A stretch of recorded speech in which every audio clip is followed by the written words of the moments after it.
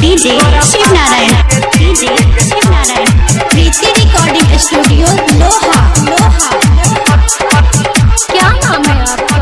DJ Arun Sonai. तोरा पहाड़ी के दिल के छौरी हमरा पहाड़ा पर जहाँ काट कल छौ। तोरा पहाड़ी के दिल के छौरी हमरा पहाड़ा पर जहाँ काट कल छौ।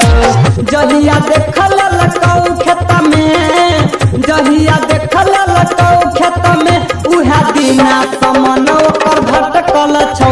तोरा पहाड़ी के दिल के छौरी हमरा पहाड़ा पर जा काट कल छौ। तोरा पहाड़ी के दिल के छौरी हमरा पहाड़ा पर जहाँ काट कल छौ।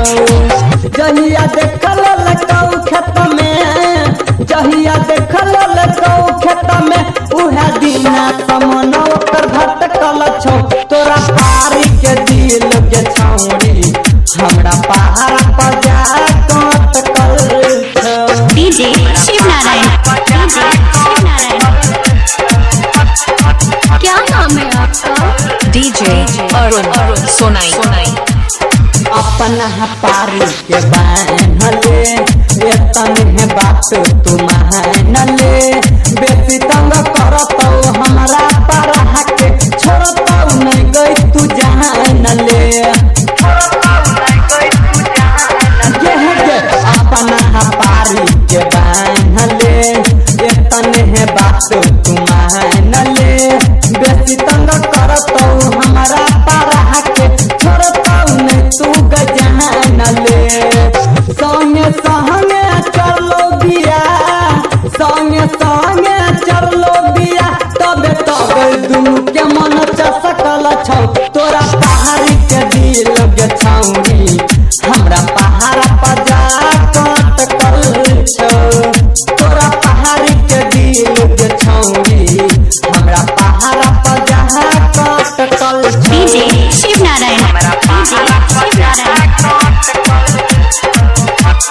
क्या नाम है आपका? डीजे अरुण सोनाई।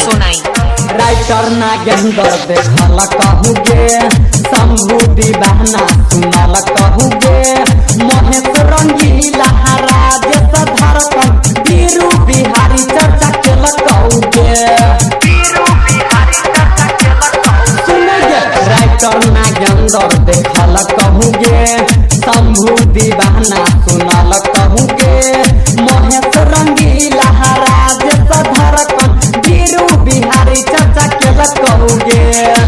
लाइन मारहिला बिकी पारा पर, लाइन मारहिला बिकी पारा पर कत दिना समन ओकर सनकल छौ। तोहर पहाड़ी के दिल के छौरी हमरा पहाड़ा पर जहाँ काट कल छौ।